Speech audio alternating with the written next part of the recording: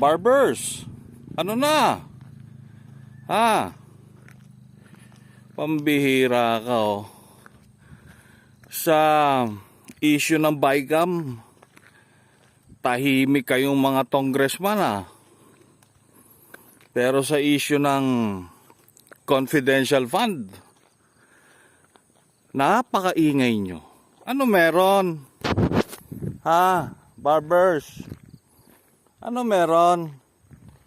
Sa Twadcom, oh, hindi nyo kaya. Kasi, okay na ba kayo? Okay? Okay kayo, di ba? Wala kayo.